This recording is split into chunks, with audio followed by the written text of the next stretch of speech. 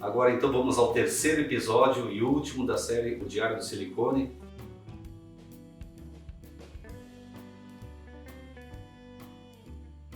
Que vai falar sobre o pós-operatório. Então que começa no momento da alta do paciente, né? Então a cirurgia sempre realizamos em ambiente hospitalar por segurança e a alta que normalmente é feita no dia da cirurgia, onde já entregamos então a receita do paciente, receita dos medicamentos. Nós fazemos de rotina antibióticos, anti-inflamatório e um analgésico. São 3 medicamentos que os pacientes recebem no pós. Além disso, a gente conversa bastante sobre o que são os cuidados, né? E eu mando por escrito também umas orientações de pós, cuidados de pós-operatório. O principal são as restrições de movimentos com os braços. Esses movimentos maiores que 45 graus para o lado, para a frente ou para trás, qualquer sentido, então, ele pode atrapalhar porque gera tração e tensão sobre a mama, pode interferir com soltar algum coágulo, especialmente no começo, levar a sangramentos, isso evoluir para infecção ou abertura de pontos. Isso não é nada que a gente queira e muito menos os pacientes. Então sempre é orientado muito bem exatamente para que evite esses movimentos excessivos.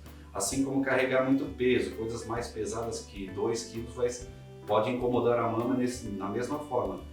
Soltar coágulos, romper pontos e levar essas consequências indesejadas, que sempre se resolve, mas se não acontecer, melhor ainda. Então é sempre isso que a gente reforça. Junto eu passo sempre também o celular das enfermeiras, tem um celular de plantão das enfermeiras da clínica e o meu pessoal também para alguma emergência. Então a gente sempre orienta informações mais gerais sobre curativos, então elas podem passar. Se elas acham que é algo mais sério, mais importante, que possa estar pondo em risco alguma coisa, daí utilizem o meu telefone pessoal.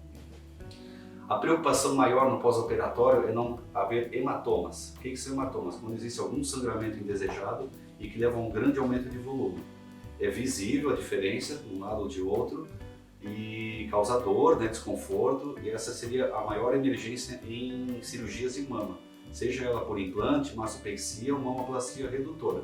Todas elas, infelizmente, é possível, felizmente é raro, mas a importância desses cuidados é exatamente nesse sentido. Depois os cuidados para não mobilizar muito, para não abrir os pontos, coisas mais superficiais, que às vezes demora essa cicatrização, tem que lançar mão de curativos por semanas, às vezes até meses. Não impede até o retorno talvez um pouco mais precoce, mas sempre é um transtorno e pode levar a cicatrizes não tão adequadas. Né? Então cuidar bem no começo com essa movimentação dos braços. Eu vejo algumas pacientes comentando tem técnica que movimenta precoce, pode mexer. Eu vejo isso com muita preocupação, eu acho que não é algo bom, não faz sentido, nenhum tipo de cirurgia faz sentido a pessoa se mobilizar precoce. Foi recém-cortado, existem coágulos, aquilo ali não é do ponto de vista fisiológico e cirúrgico adequado. A gente fica com bastante preocupação nesse tipo de conduta, que a chance de ter complicações aumentam significativamente. Então cuidado quando comentam de mobilização com menos de 24 horas, mexer braço, tudo normal. É um pouco preocupante esse tipo de conduta.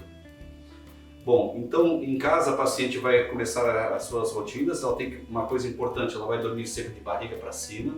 Cirurgias de mama não dá para deitar de um lado ou de outro, os decúbitos laterais. Isso pode deslocar e dar também aqueles problemas de sangramento que a gente comentou. Mas ela pode levantar com o próprio abdômen sem apoiar as mãos. Ela tem uma certa mobilidade, né? A restrição é mais para braços. A gente até brinca que tem que ficar com um braço de tiranossauro rex, curtinho, que é só para comer, escovar os dentes e lavar o rosto. Né? Mais que isso vai ampliar muito, mas existe essa mobilidade. A boa notícia é que pode usar celular normalmente, então isso já dá uma sobrevida e contato com o mundo, né, total aí para as pessoas a qualquer momento já no pós-operatório. Isso dá um bom alívio e acaba sendo bem tolerado. Depois a alimentação, importante cuidado com a alimentação. A gente sempre recomenda líquidos e pastosos, né, em cirurgias de mama isolada por 3 dias. Sopas, iogurtes, vitaminas, gelatinas, pequenas quantidades e várias vezes por dia.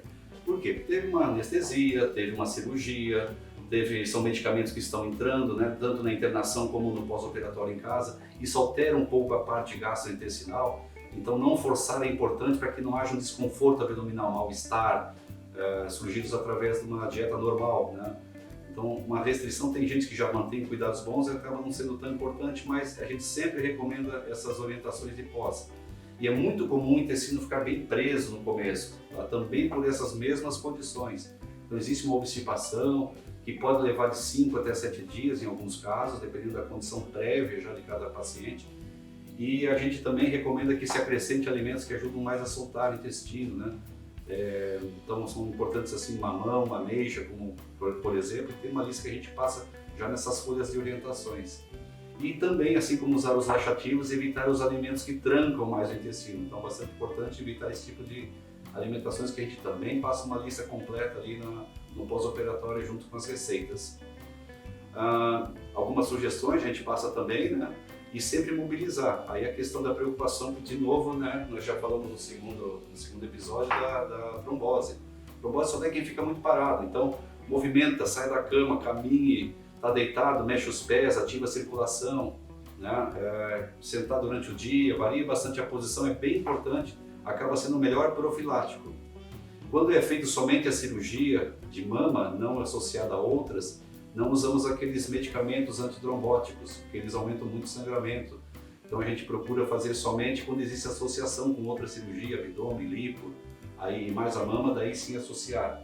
Mas de forma isolada, normalmente não tem a indicação, a não ser que a paciente já tenha algum outro fator de risco para a trombose, aí sim pode ser associado também. Então, é de forma seletiva usado esses medicamentos antitrombóticos.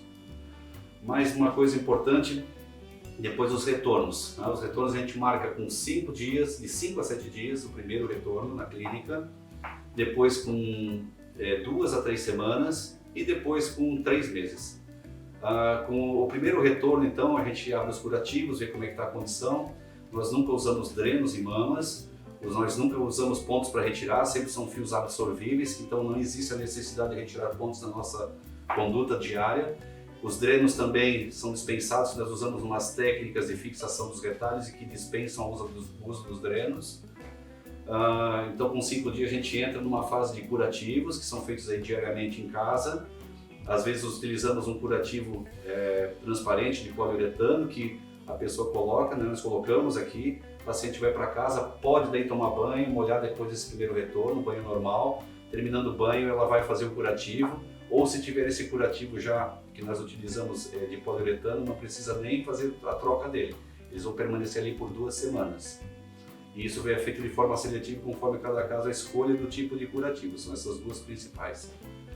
E então já libera para banho a partir do primeiro retorno, é um momento assim que é sempre muito agradável, porque volta a uma condição já normal prévia, né, no pós-operatório. Ainda mantém os cuidados com os braços, de movimentação, até que venha daí para o segundo retorno, que é lá com 2 a 3 semanas. Ali, estando tudo bem, os pontos estão adequados, está bem, então libera para dirigir, fazer as atividades do dia a dia, o paciente está praticamente de volta à sua atividade normal. Né? E também outra coisa importante é a fase que nós iniciamos cuidados, tanto de reidratação de pele das mamas, como de cuidados de cicatriz. Né? Então tem uns cremes específicos com fatores de crescimento, peptídeos, que ajudam muito na cicatrização. A gente observou uma melhora a partir do momento do início desses cremes, e isso já tem mais de 5 anos. Então eu acho que são outros cuidados do segundo retorno que são bem importantes, liberação e uso de cremes. E aí ela volta para a sua atividade normal. O sutiã ainda permanece um pouco até completar 1 mês, atividades físicas 1 mês, 1 mês e meio, conforme cada caso, atividades muito intensas 2 meses, tipo crossfit, né? Coisas assim mais intensas, esperar ao redor de 2 meses. Atividades aeróbicas mais leves com 1 mês já é possível, especialmente em membros inferiores e braços um pouco mais de tempo.